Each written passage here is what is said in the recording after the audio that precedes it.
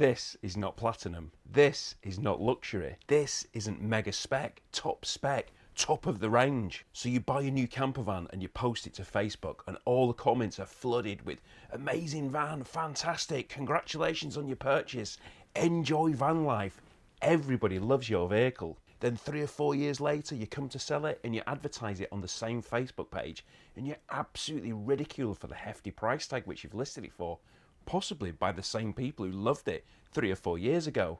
So why do people think it's expensive? Daily campervan adverts cause much controversy with people laughing at other people's prices.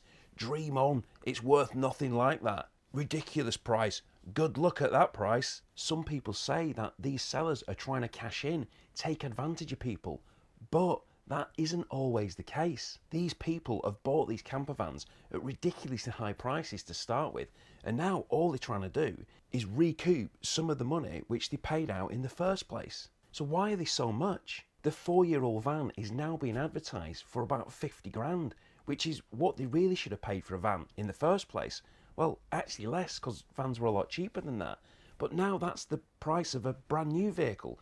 Arguably a lot better spec, a lot more campervan, more motor caravan on the V5 document, much better vehicle than they're actually trying to sell. But it isn't their fault.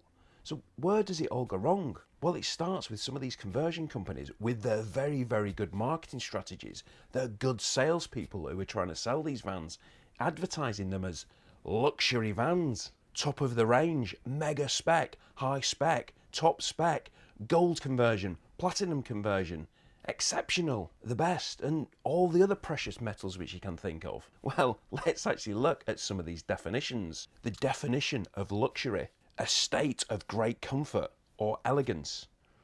Vinyl seats, non-contoured seating, a solid wooden board for a bed, and much worse, which I will come on to. Or maybe the top of the range definition of the best quality. Really? Edged units? Cheap components? A base spec van to start with? Or maybe it's the further definition of this part which they're talking about. Among the most expensive of its kind available.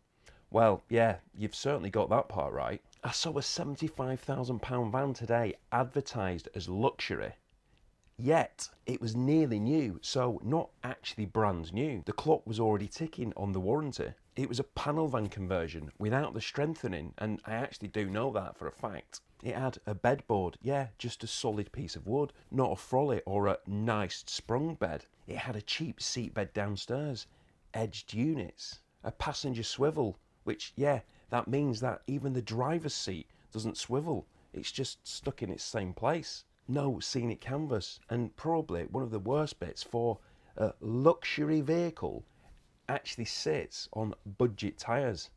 Yeah, budget tyres. You could potentially be paying £75,000 for this vehicle and being given one of the cheapest tyres which you can actually get.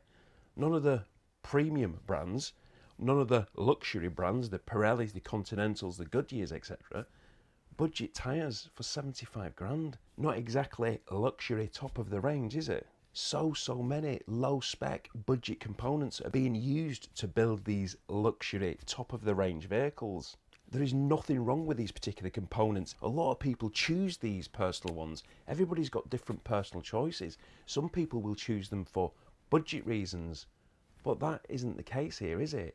Because you're paying a hell of a lot more for not very much. A 5k pop top with a lovely sprung mattress is double the price of a 2.5 grand pop top with a solid bedboard. A big price difference, as there is a big difference in the comfort. But it's often these cheaper bedboards in the cheaper pop top in these mega spec vans. The kitchen units also, why would you pay more for a laminated worktop when you can actually pay less for a solid oak worktop?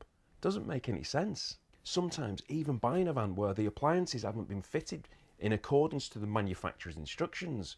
Yeah, some of these converters are actually doing that. They're not even being built as they should be being built, but yet people are paying more money for them. We already know that a lot of these crash tested beds aren't actually in-vehicle crash tested.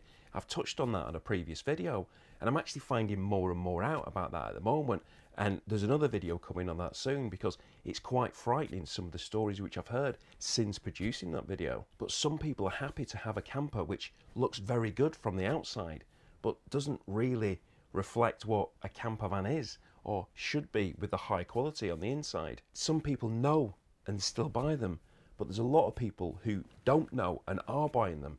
And that's kind of what this is really for, to make people understand, to make people look at things a lot more carefully, to make sure that what they think they're buying is actually what they're buying. Hopefully this video and a lot of the other videos which I've done in the past is going to be something that's going to help you to make the right choices. The main problem with these campervans is that the prices which they're being advertised at don't match what's actually being provided as far as the campervan's concerned. People are buying them because they are blinged up. They put on bigger wheels and lowered suspension and a body kit, but you can still get all that and save money when you buy a proper campervan. It's not just about the NCC converters, which I've talked about before. Yes, they are the only ones who can actually give you an approved vehicle, one which you pretty much 100% are going to know that has been built properly within all the correct regulations as far as gas and electric's concerned, and the health and safety. The vents in the pop-tops, the dropout vents and things like that, the proper crash-tested bed to make sure in the event of a crash that that bed, that seat is going to react as you expect it to do. There are a lot of other good converters out there, converters who will do the job properly, will make sure that you're getting the correct components for what you should be spending your money on, not overinflated prices for something which isn't good enough. They are installing them properly as they should be. And I'm hearing from some of these aftermarket converters about these beds which they are seeing come into their workshops. The vehicle will come into the workshop to maybe have a pop-top fitted, and they've already been fitted with maybe a rock and roll or a rib bed or something.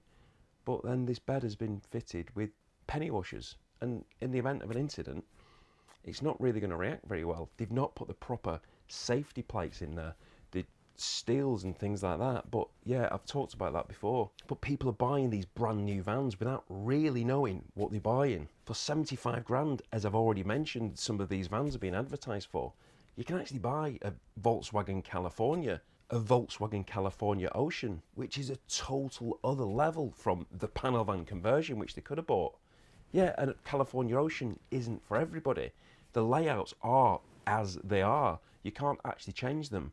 But they are obviously safe and they've been built properly and they've got high level components in them. It's a type approved vehicle and it holds its value far better than any other panel van conversion would. From the outside, they don't have the big wheels, the lowered suspension and the body kits, but they do come on proper premium tyres.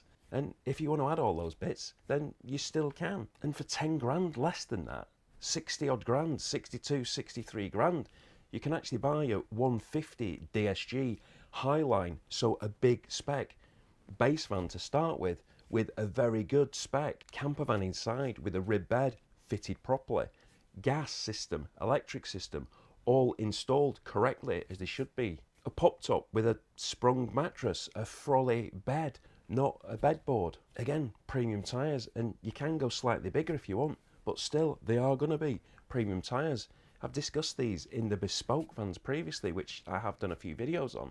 When I went to the NEC show, I showed some of the other conversion companies out there who are also building these vans properly and less than this 75,000, which some of these other ones are installing with lower spec components. So you can have a proper built motor caravan on the V5 registration document, high quality components, and still have 10 grand for your suspension, your body kit and your wheels. People are drawn in by the aesthetics of some of these vehicles, some of the great sales pitches, some of the marketing ploys these companies are going with, but without actually delving in deep to what's inside the vehicle, how it has been installed, what's been installed, what actually are the components. And let's also remember here, one of the major elements is some of these £75,000 vans started life as a very low spec vehicle.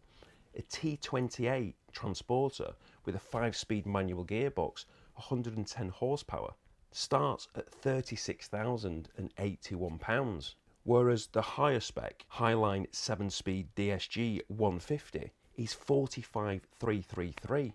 That's a difference of £9,252. So looking carefully at some of these spec vehicles, if you're looking at a start line but with a 5-speed manual, it's a hell of a lot less base van to start with than the 150 Highline DSG. So that even that can make a big price difference to start with. Look carefully at these luxury vehicles, what they did start life as, but be very careful even the base specs, what you're looking for. Because I actually saw a 150 brake horsepower vehicle, 5-speed manual. Well, the 150 brake horsepower engine didn't come in a 5-speed manual. It only came with a 6-speed manual or the 7-speed DSG. So again, another sales ploy from the salespeople. You have to be careful. You have to have your wits about you and actually know what you're buying, because that isn't right. Research is key. There's a lot of pitfalls out there. Are these people crazy for trying to advertise their vans at these big money prices? No, they are just trying to recoup what they paid originally. People can buy what they want. They can make personal choices.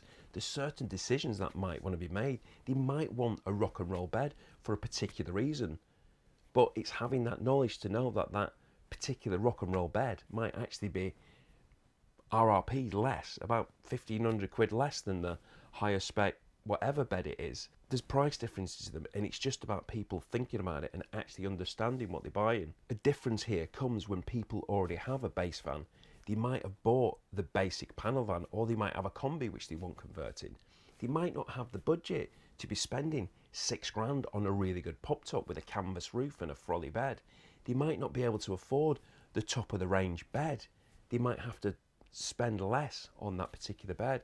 They might not be able to afford the best electrical components. It doesn't particularly matter. There's nothing wrong with these, what can be deemed lower spec components. They are lower value components. They do cost less, but there's not necessarily anything wrong with them. People might want to make this decision for a particular reason. They might want to go bold. They might want to have something a little bit different to what other people have got. They might not want the standard rib bed. They might not want the kitchen units in the way the normal kitchen units are done. But it's about having knowledge to know what the price differences are and what you're buying. I like some of these aftermarket conversions, some of the companies who are producing some of these vans from the panel vans. Some of the conversions which they do are really good.